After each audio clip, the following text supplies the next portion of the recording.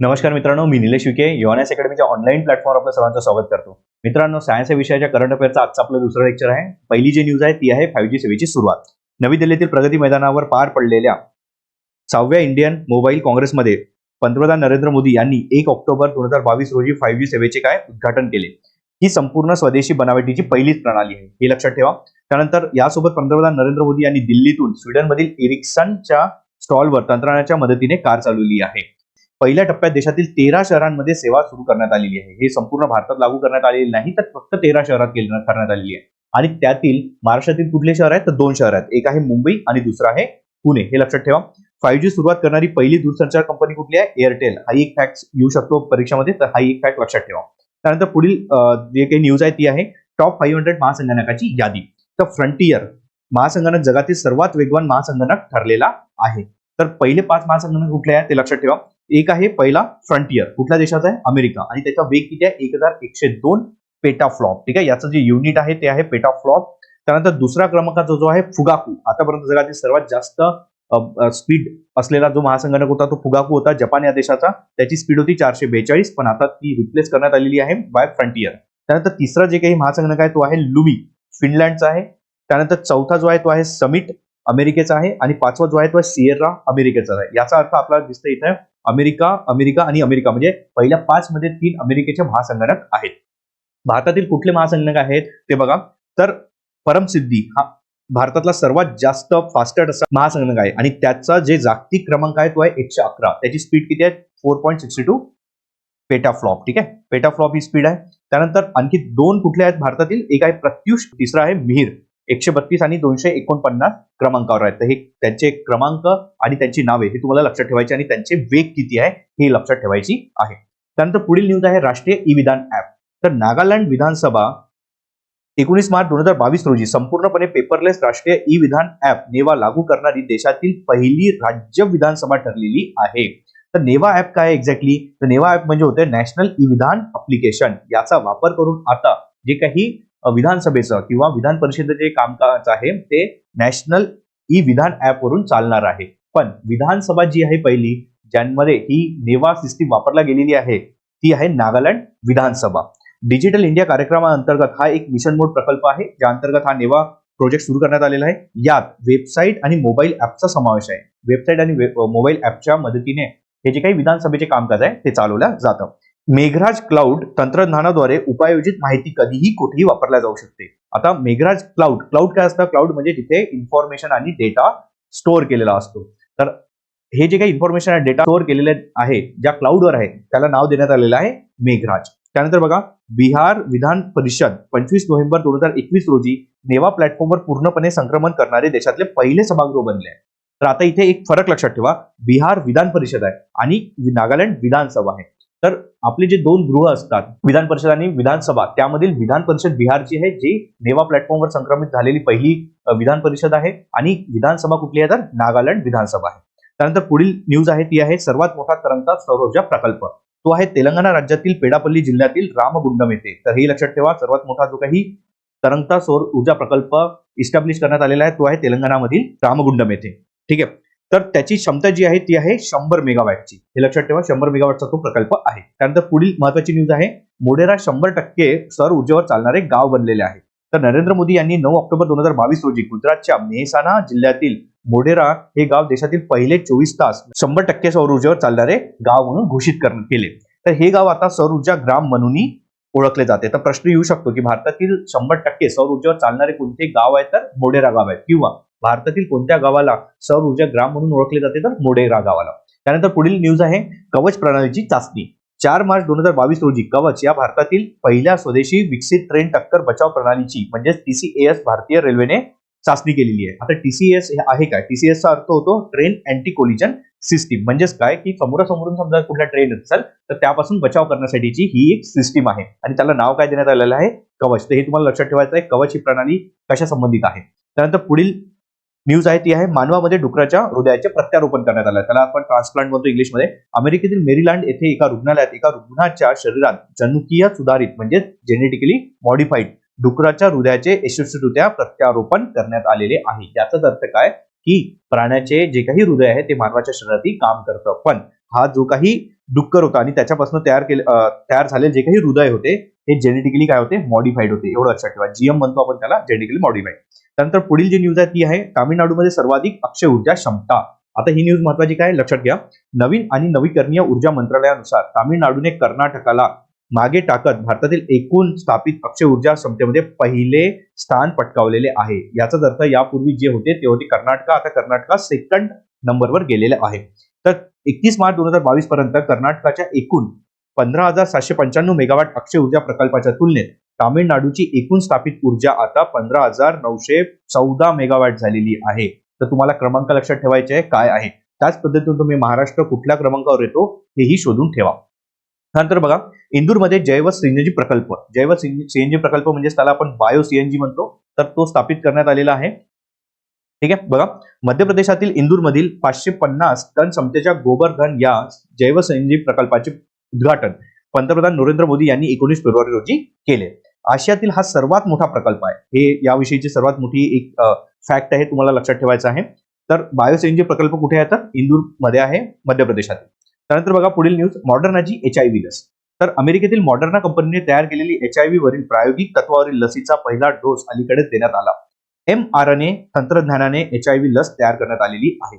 मानवावर चाचणी करण्यात आलेली HIV विरुद्धची पहिली mRNA लस आहे. करेक्ट. इथे दोन फॅक्ट महत्वाचे आहेत. एक तर ही लस डेव्हलप करणारी जी कंपनी आहे ती आहे मॉडर्ना कंपनी, आणि दुसरं म्हणजे जी तंत्रज्ञान आहे, ज्या तंत्रज्ञानाच्या बेसिसवर ही लस बनवण्यात आलेली आहे त्याला म्हणतात mRNA टेक्नॉलॉजी. आणि mRNA म्हणजे काय, आपण जर सायन्समध्ये वाचलं असेल तर त्याला म्हणतात मेसेंजर RNA. आता तुम्हाला माहिती आहे 3 प्रकारचे RNA असतात. मेसेंजर RNA म्हणजे mRNA, त्यानंतर tRNA आणि त्यानंतर rRNA. ठीक आहे. त्यानंतर पुढील आहे L root server. L root server काय, वेगवान इंटरनेट जोडणीसाठी एल रूट सर्व्हर स्थापित करणारे राजस्थान हे भारतातील पहिले राज्य ठरलेले आहे. एल रूटचा फायदा काय असतो, एल रूट द्वारे तुमचं जे काही ऑनलाईन गोष्टी असतात त्या सेफ आणि सिक्युअर्ड असतात. त्या कारणाने आपल्या देशातील जे काही राज्य आहे किंवा देशातील काही संस्था आहे ते एल रूट सर्व्हर वापरतो. त्यानंतर पुढील न्यूज आहे ग्राफीन इनोव्हेशन सेंटर. तर केरळमधील थ्रिसूर येथे देशातील पहिले ग्राफीन इनोव्हेशन सेंटर सुरू करण्यात आलेले आहे. केरळचे डिजिटल विद्यापीठ, centre for material for electronics technology CMET आणि टाटा स्टील लिमिटेड यांचा हा संयुक्त उपक्रम आहे. तर दोन संस्था आहेत, सिमेट आणि टाटा स्टील, यांच्या मदतीने हे ग्राफीन इनोव्हेशन सेंटर केरळमधील थ्रिसूर येथे स्थापित करण्यात येणार आहे. त्यानंतर बघा पुढील न्यूज आहे एम्बिस प्रणाली. एम्बिस प्रणाली काय बघा, राज्यातील पोलीस दलात लवकरच एम्बिस म्हणजेच automated multi model biometric identification system प्रणालीचा वापर करण्यात येणार आहे. गुन्हेगारांची बायोमेट्रिक माहिती ठेवणारे महाराष्ट्र हे पहिले राज्य ठरणार आहे. तर एम्बिस प्रणालीचा जो वापर आहे तो कुठल्या राज्यांनी सुरुवात केलेली आहे, तर महाराष्ट्र राज्याने सुरुवात केलेली आहे. त्यानंतर पुढील जी काही न्यूज आहे ती आहे कृत्रिम भ्रूणाची निर्मिती. आता इस्रायलने जगातील पहिला कृत्रिम भ्रूण तयार केला आहे. ठीक आहे. कुठल्या देशाने, इस्रायलने.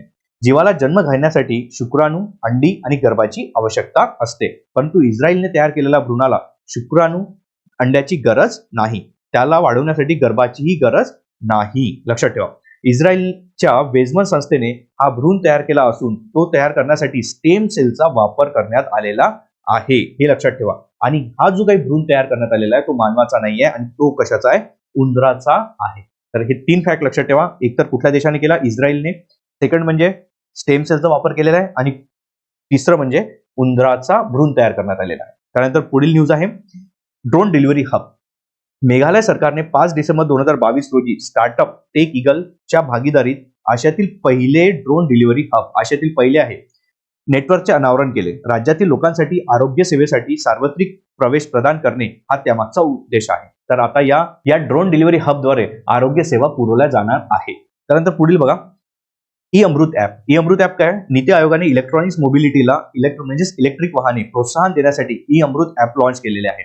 वाहनासंदर्भात चालवल्या जाणाऱ्या योजना तसंच फायद्यांची माहिती ऍपवर दिल्या जाईल. या ई अमृत ऍपचा अर्थ काय होतो, accelerated E mobility revolution for India's transportation. त्यानंतर पुढील आहे शोधचक्र पोर्टल. शोधचक्र पोर्टल काय, संशोधनाला चालना देण्यासाठी विद्यापीठ अनुदान आयोग म्हणजेच त्याला UGC म्हणतात, याचे अध्यक्ष आहे डॉक्टर M जगदेश कुमार यांनी 10 मे 2022 रोजी शोधचक्र नावाचे एक नवीन वेब पोर्टल सुरू केले. या अंतर्गत देशातील सर्व उच्च शैक्षणिक संस्था जसं IIT, IIM, ISC यांना जोडण्यात आले आहे. तसेच या पोर्टलवर आतापर्यंत 3.5 लाखाहून अधिक शोध निबंध म्हणजे आपण त्याला रिसर्च पेपर म्हणतो आणि प्रबंध म्हणजे त्याला थेसिस वगैरे म्हणतो, अपलोड करण्यात आलेले आहे. तर शोध पोर्टल कशासाठी आहे, सिम्पली रिसर्च वर्क जे असतं प्रत्येक जे काही आपले टॉपच्या युनिव्हर्सिटीज आहेत, टॉपच्या जे काही संस्था आहेत त्यांच्या रिसर्च पेपरला एकत्रित करण्यात आलेल्या आहे या पोर्टलला. त्यानंतर पुढील आहे news Jansamarth portal. Jansamarth portal काय बघा, पंतप्रधान नरेंद्र मोदी यांनी 6 जून 2022 रोजी जनसमर्थ नामक पोर्टलचे अनावरण केले. या पोर्टलच्या मदतीने बँकेत न जाता 13 प्रकारच्या सरकारी योजनांअंतर्गत कर्ज घेता येते. जनसमर्थ हे केंद्र सरकारच्या 13 सार्वजनिक हिताच्या योजना आणि बँकांना जोडण्यासाठी आणि सर्वसामान्यांना कर्ज उपलब्ध करून देणारे एक अनोखे वन स्टॉप वेब पोर्टल तयार करण्यात आलेले आहे. त्याचं उद्घाटन झालेलं आहे. तर 13 अशा ज्या स्कीम आहेत ज्या जनसमर्थनार्थ त्यांच्या हिताच्या आहे, तर त्या जनसमर्थ पोर्टलद्वारे काय करण्यात आलेले आहे, प्रोव्हाइड करण्यात आलेले आहे. E Kumbh portal. E Kumbh portal काय, राष्ट्रपती द्रौपदी मुर्मू यांनी 11 नोव्हेंबर 2022 रोजी ई कुंभ पोर्टलचे अनावरण केले. बघा इथे पंतप्रधान नाही आहे, राष्ट्रपती आहे, हे लक्षात ठेवा. त्यामध्ये 12 भारतीय भाषांमध्ये अभियांत्रिकी अभ्यासक्रम आणि पुस्तके उपलब्ध आहेत. आतापर्यंत आपलं इंजिनिअरिंगचं जे काही शिक्षण होतं ते इंग्लिशमध्ये होतं, पण आता 12 भाषांमध्ये त्याचा अभ्यास करता येणार आहे. त्यासाठी हे ई कुंभ पोर्टल स्थापित करण्यात आलेलं आहे. तर ई कुंभचा अर्थ काय होतो, ई म्हणजे इलेक्ट्रॉनिक्स, कुंभ म्हणजे काय, नॉलेज अनलिश इन मल्टिपल भारतीय लँग्वेजेस, त्याला म्हणतात ई कुंभ पोर्टल. त्यानंतर पुढील न्यूज आहे हायब्रिड वाहन. वीज आणि इथेनॉल इंधनावर चालू शकेल अशा हायब्रिड वाहनाचे उद्घाटन केंद्रीय रस्ते वाहतूक मंत्री नितीन गडकरी यांच्या हस्ते झाले. टोयोटा कंपनीने तयार केलेले हे वाहन पूर्णपणे पेट्रोलवर किंवा इथेनॉलवर किंवा विजेवर चालू शकतं. म्हणजे तिन्ही मोडमध्ये चालू शकतं, पेट्रोल, इथेनॉल आणि वीज. अशा प्रकारचे वाहन देशात प्रथमच तयार करण्यात आले आणि तयार करणारी कंपनी आहे टोयोटा, लक्षात ठेवा. त्यानंतर पुढील जे न्यूज आहे ती आहे स्केल ॲप. स्केल ॲपचा अर्थ काय होतो, skill certification assessment for leather employees app. Correct. हे ॲप चामड्याच्या क्षेत्रातील शिक्षण, चाचणी आणि रोजगाराच्या गरजांसाठी वन स्टॉप सोल्युशन प्रदान करते. त्यानंतर पुढील न्यूज आहे महाराष्ट्रात पहिले electronics manufacturing cluster. Important news आहे, लक्षात ठेवा. भारतात इलेक्ट्रॉनिक वस्तूंच्या उत्पादनांची एक व्यवस्था अधिक बळकट करण्याच्या उद्देशाने केंद्रीय इलेक्ट्रॉनिक्स आणि माहिती तंत्रज्ञान मंत्रालयाने महाराष्ट्रात पुण्याजवळ रांजणगाव 3 येथे ग्रीनफील्ड इलेक्ट्रॉनिक्स मॅन्युफॅक्चरिंग क्लस्टर स्थापन करण्याच्या प्रस्तावाला मंजुरी दिलेली आहे. तर कुठे येणार आहे महाराष्ट्रात, तो पुण्याजवळ रांजणगाव येथे. केंद्र सरकारकडून 207.98 कोटी रुपयाची आर्थिक तरतूद करण्यात येणार आहे आणि उर्वरित जे 284.87 कोटीची तरतूद आहे ती महाराष्ट्र गव्हर्नमेंटद्वारे देण्यात येणार आहे. त्यानंतर पुढील न्यूज आहे भारतातील पहिले राष्ट्रीय जैवविज्ञान माहिती भंडार. आता यालाच म्हटलं जातं Indian biological data centre, IBDC म्हटलं जातं त्याला. तर ते कुठे स्थापित करण्यात आलेले आहे, तसं तर फरीदाबाद, हरियाणा येथे. भारतातील सार्वजनिक निधीतून करण्यात आलेल्या संशोधनाद्वारे मिळवलेला जैवविज्ञान विषयक सर्व माहितीचा साठा करून ठेवणे IBDCला अनिवार्य करण्यात आलेला आहे. म्हणजे या संस्थेला आता अनिवार्यपणे तो माहिती जी आहे ती आता स्टोअर करावी लागणार आहे. तर कुठे आहे, फरीदाबाद, एवढं लक्षात ठेवा. त्यानंतर पुढील न्यूज आहे भारतातले पहिले खगोल निरीक्षण केंद्र. अशा प्रकारचा हा पहिलाच उपक्रम आहे भारतातील. प्रस्तावित डार्क स्काय रिझर्व्ह हे लडाखमध्ये हानले येथे उभारले जाणार असून तो चांगथांग वन्यजीव अभयारण्याचा भाग असेल. लक्षात ठेवा, एक तर सर्वात पहिले कुठे उभारले जाणार आहे, तर लडाख येथील हानले येथे, आणि तो कशाचा भाग आहे, चांगथांग वन्यजीव अभयारण्याचा भाग आहे. या उपक्रमामुळे भारतात खगोल पर्यटनाला चालना मिळणार असून ऑप्टिकल, इन्फ्रारेड आणि गॅमा रे टेलिस्कोपसाठीच्या जगातल्या सर्वात उंचावरच्या स्थळापैकी तो एक आहे. त्यानंतर पुढील न्यूज आहे सर्वावॅक्स. काय आहे, गर्भाशयाच्या मुखाच्या कर्करोगाच्या प्रतिबंधासाठी भारतामध्ये पहिली स्वदेशी लस, त्याला सर्वावॅक म्हणतात, विकसित झाल्याची घोषणा करण्यात आली. निर्माता जी कंपनी आहे ती आहे सिरम इन्स्टिट्यूट पुणे. भारतामध्ये गर्भाशयाच्या मुखाचा कर्करोग हा दुसऱ्या क्रमांकाचा सर्वात प्रचलित कर्करोग आहे. जो फर्स्ट आहे तो आहे महिलांमध्ये ब्रेस्ट कॅन्सर. ठीक आहे, तसा गर्भाशयाच्या मुखाचा कॅन्सर आहे त्यालाच आपण इंग्लिशमध्ये म्हणतो युटेरस कॅन्सर. ठीक आहे, हा महिलांमधला दुसरा क्रमांकाचा आहे, पहिल्या क्रमांकाचा ब्रेस्ट कॅन्सर, लक्षात ठेवा. त्यानंतर पुढील न्यूज आहे निदान पोर्टल. निदान पोर्टल काय, नार्कोटिक्स कंट्रोल ब्युरोने तयार केलेला national integrated database for arrested narco offenders portal हा अशा प्रकारचा पहिला डेटाबेस तयार करण्यात आला. म्हणजे याच्यात काय, जे नार्कोटिक्स म्हणजे जे ड्रग्स वगैरेचे जे काही हेराफेरी करतात किंवा त्याच्यामध्ये गैरव्यवहार करतात, अशा जे काही ऑफेंडर्स आहेत, जे गुन्हेगार आहेत, त्यांचा जे काही नावे आहेत ती या पोर्टलवर आता असणार आहेत. तो एक डेटाबेस तयार करण्यात आलेला आहे. अंमली पदार्थांशी संबंधित गुन्ह्यांविरुद्ध काम करणाऱ्या सर्व कायद्याची अंमलबजावणी करणाऱ्या एजन्सीची क्षमता वाढवणे हा त्यामागचा काय उद्देश आहे. तर निदानचा अर्थ काय होतो तो एक लक्षात ठेवायचा आहे आणि कशासाठी तो वापरण्यात जाणार आहे त्याचा उद्देश काय ते एक लक्षात ठेवा. त्यानंतर पुढील न्यूज आहे स्वदेशी बनावटीच्या पहिल्या हायड्रोजन फ्युएल सेलच्या बसचे उद्घाटन करण्यात आलेले आहे.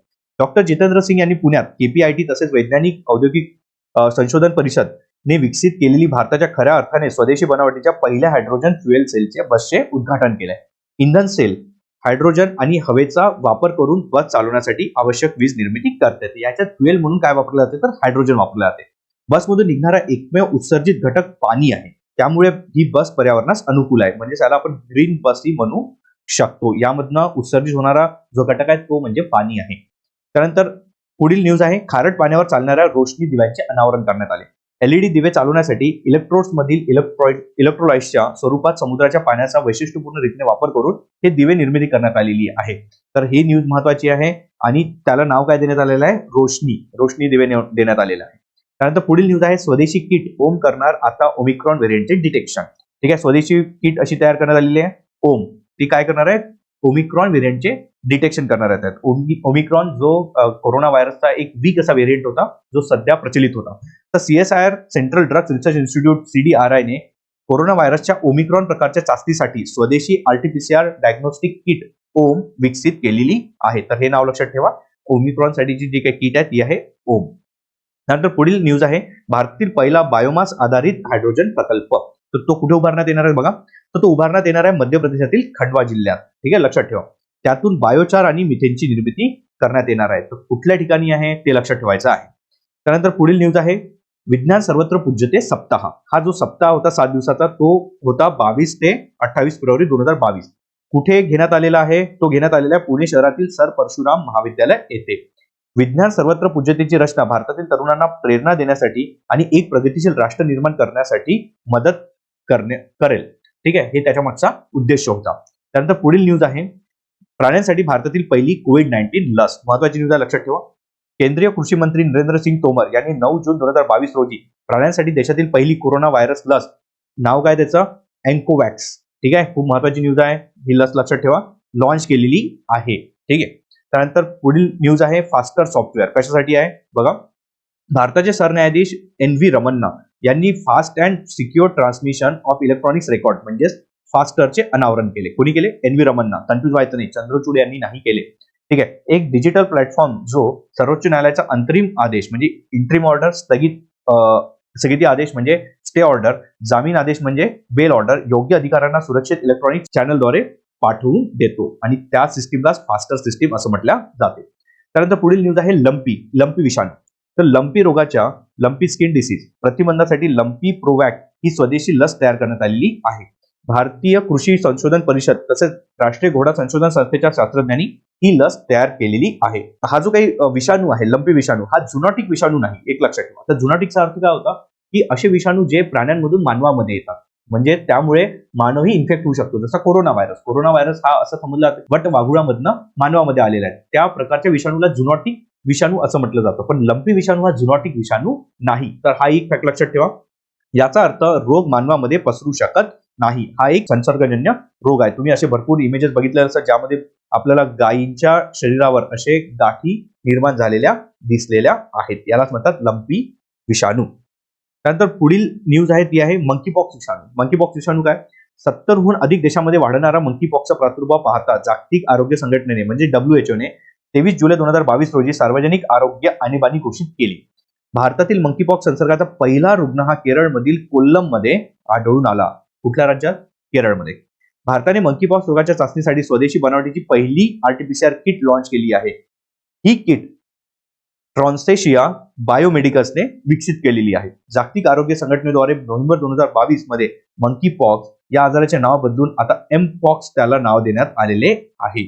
तर मित्रांनो, हे होते सायन्स विषयाचे करंट अफेअरचे न्यूज. तर इथे थांबतोय आपण. धन्यवाद.